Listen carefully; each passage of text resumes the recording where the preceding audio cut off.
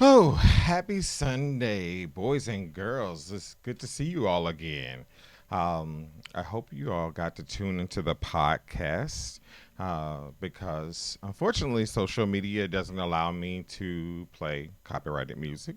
So, what we're doing is we have a live podcast before the show every week, and hopefully, starting next week, I will be featuring a new DJ every week before the show. But anyways, I didn't bring anybody on the show but me because this is a pretty important topic, and I think we are all struggling with a little bit. So I'm looking forward to talking about the COVID-19 virus, aka coronavirus, everything that's you feel like is screwing up your life virus. Um, After our commercial, okay?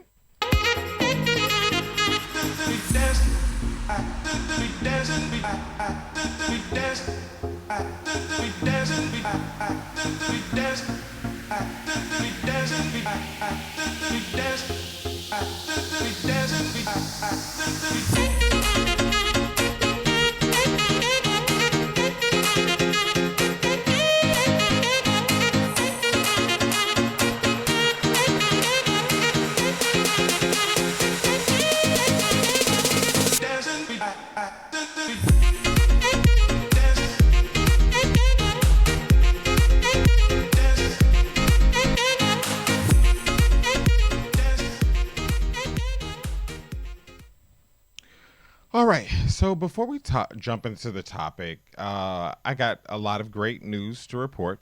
For those of you who follow me on YouTube, I had the great pleasure of actually crossing my 100,000 view milestone. There it is, right there. Yeah, right there. Um, of crossing 100,000 views and over 4,000 subscribers. So it's pretty exciting time for my channel. Um, some of you know that it's been monetized for quite some time. So the way you can support a brother is by viewing because they reimburse by views and watch time and all this algorithm that I don't always understand, but I am getting better. So congratulations to me. Congratulations to you. Some of you know that my channel started out really small, and for over almost 2 years, I've been going at this thing. So it's exciting. So go right on over to YouTube and subscribe. All right. So uh, this coronavirus thing is really getting under people's skins. And I'm not going to lie, it was something that I didn't think was going to be a thing.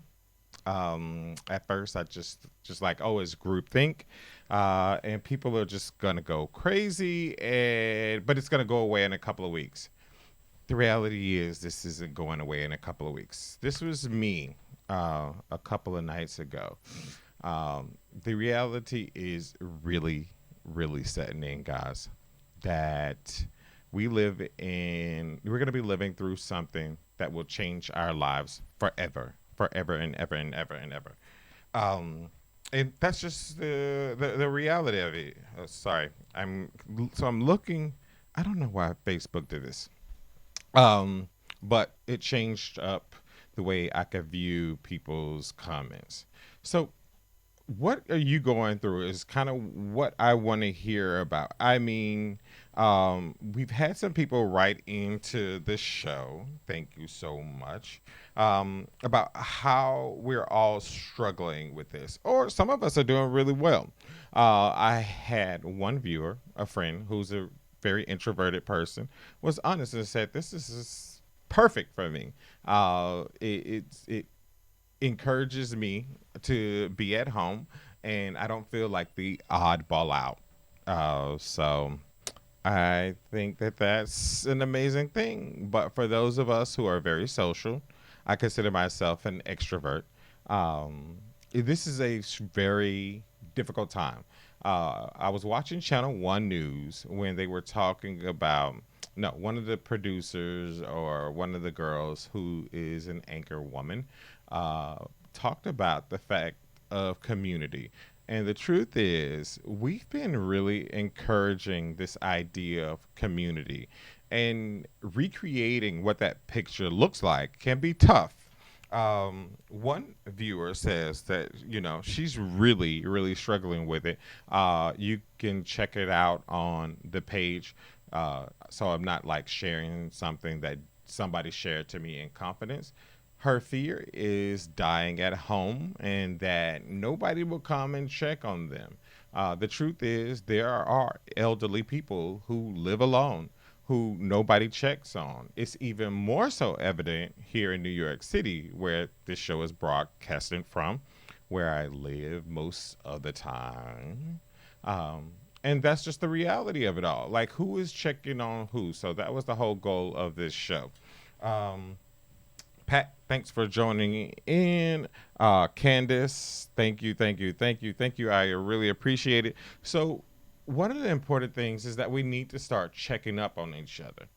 If you know an elderly person in your building, elderly person in your neighborhood, why not reach out to them? I know some people may think that's odd and that's strange, but now more so than ever is really understanding and recreating what community feels like and what it looks like. Over 2 million people filed for unemployment today. Um, and while I'm kind of lucky to be in a recession proof um, career, that's scary. I've never had to live on unemployment, but I know that it doesn't replace a person's income. And something is definitely better than nothing. But I definitely think that people want to work and people want to be out. I do think that if Uber Eats, DoorDash, or Grubhub shuts down, New York City will be in a complete and utter clusterfuck. Um, Tammy, thanks for joining in. Nicole, thanks John for joining in. But another issue is creating a barrier for a lot of our lives. I'll be transparent. My great aunt and great uncle passed on last week. And one of the things that we traditionally do is funeralize our family members, not just me, but everybody. And right now, the government is highly discouraging um, groups of 10 or more gathering together. And if you come from a black family, any family who's very connected, and you have a lot of family members, now is going to be a tough time.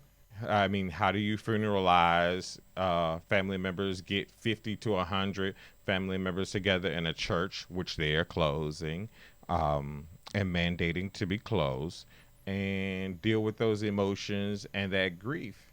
Um, it's going to be challenging. It's challenging all of us.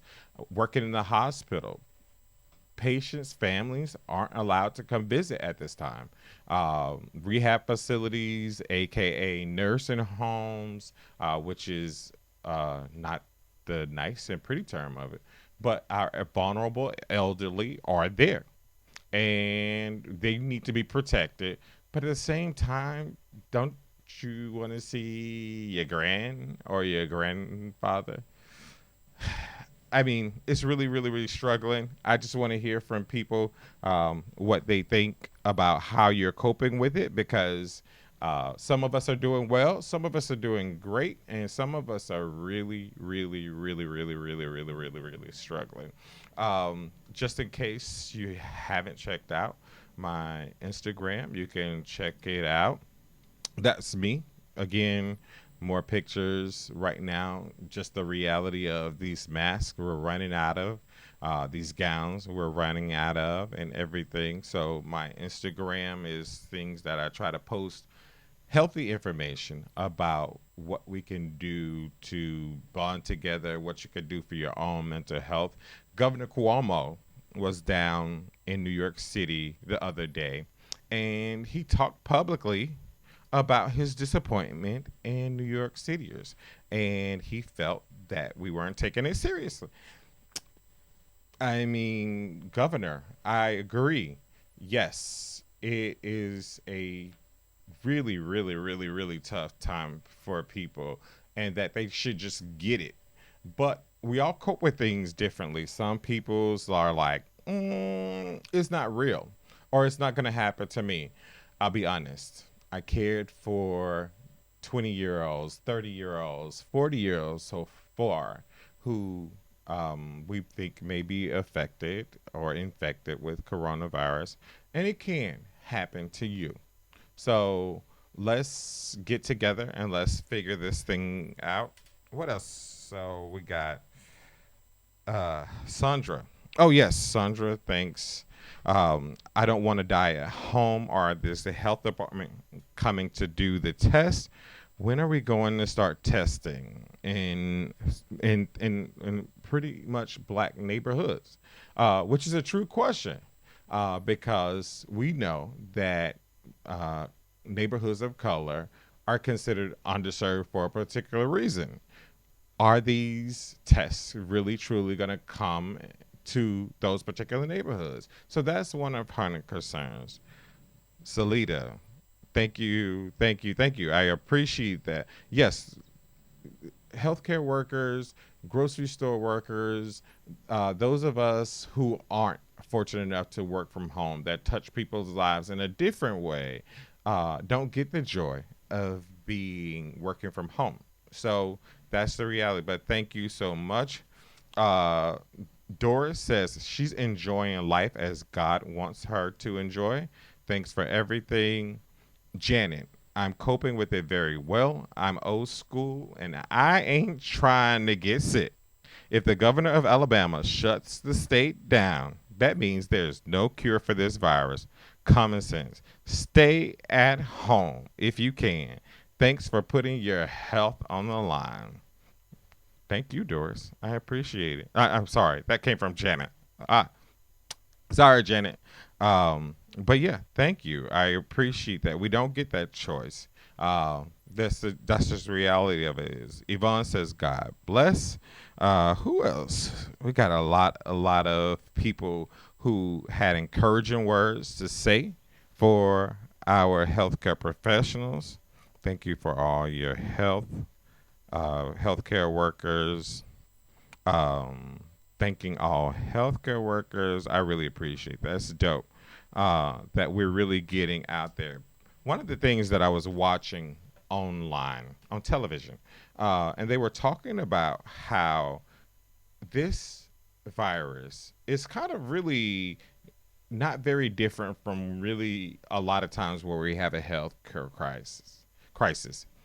Social media has allowed us to be able to tell our stories in ways that we weren't able to before.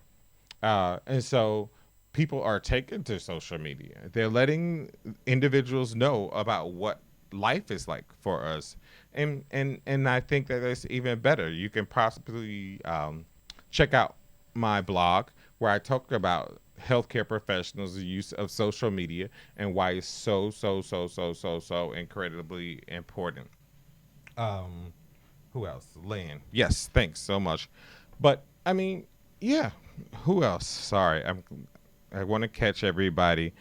Manice, thanks so much. Lister, join Brutus, David, my frat brother. Thanks so much for joining. Jay Sharp, Brooklyn Nurses, shouts out. Oh, I forgot. So yes, my partner, who some of you may know, Derek, wanted me to shout out the flight attendants, because they are very much on the front of the line. I don't know why or how I forgot about mentioning flight attendants. Again, another particular profession who's being very hardly hit right now. Some of the airlines have canceled classes in which people have given up their jobs to orient to be a stewardess, or a flight attendant. Probably is the more appropriate word. And now they're being laid off. Not even laid off, just told that you no longer have a job. And then lots of other people are just having to scramble in the airline industry because I was on a flight, what, last Sunday? Yeah, last Sunday. Last Monday. Sorry, my mistake. It was only 16 people on the flight, and it was a 72 seater plane. So, yeah, it's just really, really, really, really a scary time. I was watching the news. We have American citizens stranded in places like Peru and out of the country because those countries have closed those borders, rightfully so, to try to decrease the number of coronavirus cases.